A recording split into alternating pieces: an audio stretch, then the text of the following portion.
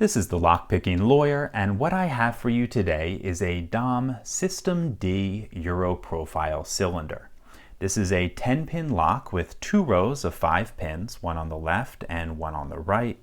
And of course, the defining characteristic of this lock is that wild keyway. Of course, the key that goes into it is equally wild. You can see that we have 2 tracks with 5 cuts on either side, and of course there is that really wild U-shaped profile. Now, mechanically speaking, this lock is very similar to another far more popular Daum product, and that is the Daum IX10 Dimple Lock, which also has 2 rows of 5 pins, as you can see pretty clearly on its key. However, with the System D, I think Daum decided to go for broke on the strange factor, and boy did they succeed. Now, whenever you get into locks with really strange keys like this, it presents a number of issues for the end user as far as getting key copies made and getting the lock rekeyed. And this lock is no different. If you just wanted key copies made, first you would have to find a Daum dealer that's authorized to buy the blanks and has the specialized equipment for cutting it. Then you'd need to dig out your key card that came with the lock that authorizes you to get a copy made, and on top of all of that, it's probably going to be a really expensive job. The same thing goes for getting this lock rekeyed, but add on top of that the fact that this lock takes specialized key pins. But on getting it rekeyed, Daum actually threw a bone to the user and included with the lock this rekeying kit. It includes 3 new keys and a key card. And this lock is construction keyed, meaning that if you were to take this key, insert it into this lock, turn it a full 360 degrees, that act would make this the new key and would make it such that the original key no longer worked. It's a great feature to include in a lock with such a strange keyway, and I give Daum some props for doing it. But what we're going to do now is try to pick this lock open. So let's get to work on that. First thing we're going to do is insert a little tension wrench in the bottom of the keyway. The reason I'm doing that is to avoid damaging the lock with my pick. As far as tension goes, I'm going to use top of the keyway tension, and I'm going to put it on the right side of the keyway. The reason I do that is because the first pin on the right side is set deeper into the lock than the first pin on the left side, so it leaves us a little bit more room for the tension wrench. Now, if this is anything like the Daum IX locks, what's going to happen is we're going to have to pick one side entirely first and then move over to the other side. So let's see if that's the case on this one. I'm using pretty stout tension right now, and let's start on the left side. 1 is binding. Got to click there. Got to click at a 2.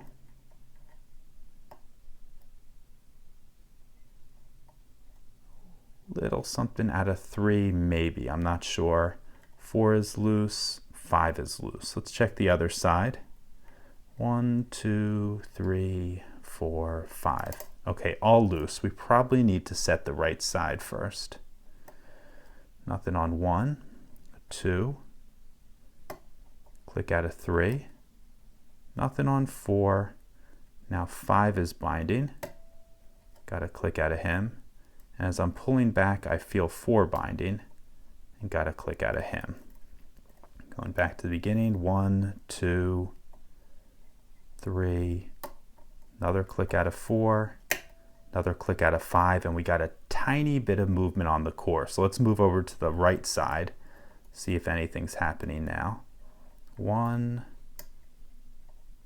little click at a 2, nothing on 3, click at a 4, and nothing on 5. Let's go back to the beginning. Nothing on 1, 2 is binding, got to click there. Nothing on 3, 4 is binding, got to click there.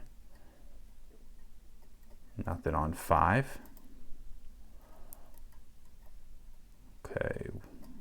1, 2, 3, 4. Not feeling anything on this right side. Let's check the left side again. 1. Okay, there we go. Got it open. So not too tricky a pick, even though this lock really does look pretty darn wild. I didn't feel anything but standard pins, and in fact that's all that's inside of here. So let's take this guy apart. I've actually partially disassembled this lock, so it won't take us too long to gut it. Okay, let's lock it back up.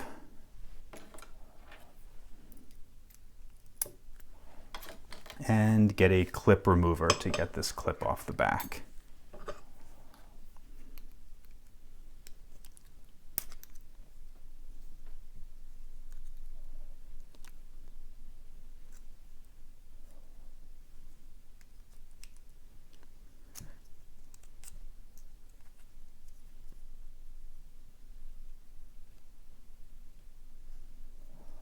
Come on, get off of there. There we go. Okay, now let's get a key and a follower, and hopefully this will come apart easily.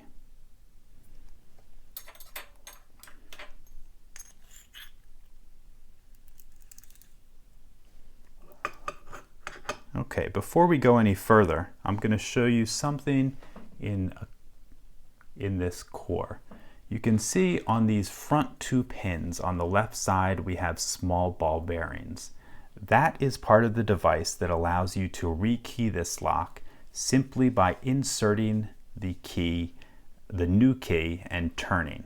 What happens is the new key has taller cuts in these 2 positions. So when you insert that key, those ball bearings are forced up into the Bible. Then when you turn the key, those ball bearings will drop into these tiny little holes in the side of the core where they will stay permanently. And once those ball bearings are in that position, only the new key will work because the old key will have cuts in those front 2 slots that are too short. It's a great little mechanism that's usually used for construction keying. So you can have a different key for your building contractor than you will for the owners. So let's start dumping all this stuff out. Okay, number 1.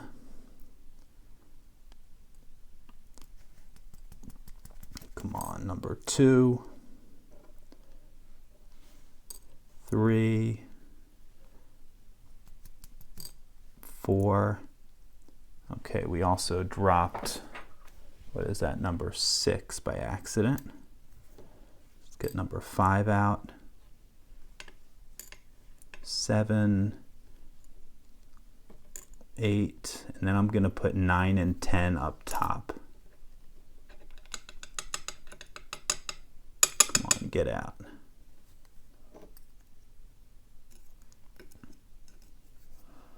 Okay, let's put this aside and find all our little pieces.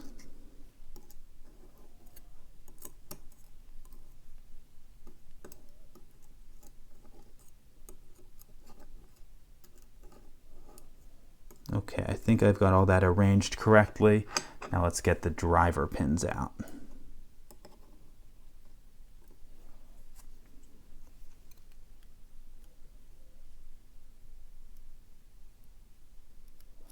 Okay, before we go too far, let me actually show you something with these driver pins. It was the same with the key pins, but you'll note that, come on, that they're a little bit slanted. And whenever you have offset pins, you really only have 2 options. One is to slant them like this, and that's by far the harder option because you have to make them such that they can't turn if you do that. What most manufacturers that have multiple rows will do is they'll simply round the pins over. Makes them a lot easier to pick. This slanted method is pretty tricky to open up, but it also makes for a very, very expensive rekeying kit because you need slants on both sides all the way around.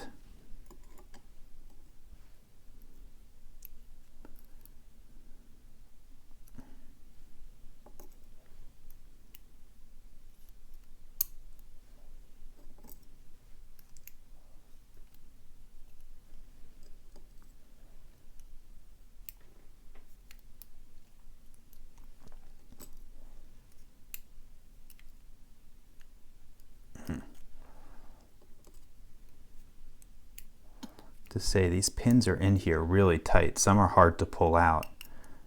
It's a testament to the tolerances that Dom used in making these.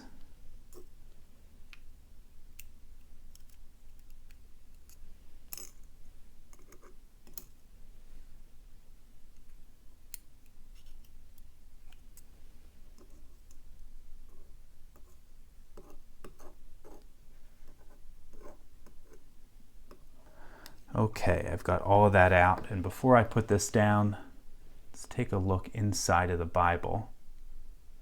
Let me get a light for you. Here we go.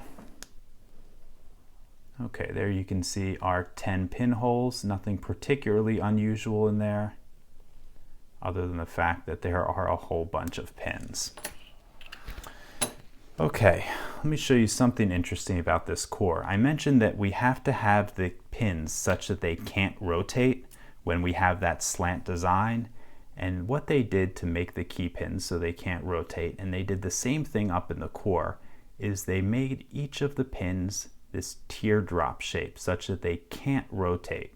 It's something that makes for, I'd imagine, very, very difficult manufacturing. But they went through the process of doing that, and it certainly makes for a harder pick. Okay, let me give you a close-up of all these pins.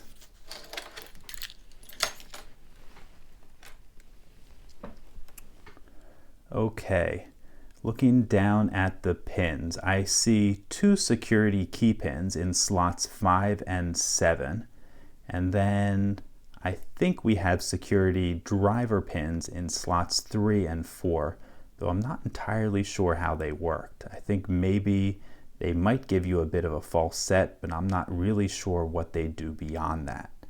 All of these pins appear to be made out of copper and are all teardrop shaped, so they can't rotate in the core. Moving over to the core, you can see we have a little bit of drill protection right up front in front of the pin stack. We have those teardropped pin chambers. And then other than that, we have our holes for construction keying. It appears to be pretty normal. And by normal, I mean normal for a lock with that crazy, crazy keyway. Okay, I think that's all I have for you on this Dom System D Euro Profile cylinder. If you do have any questions or comments about this, please put them below. If you liked this video and would like to see more like it, please subscribe. And as always, have a nice day. Thank you.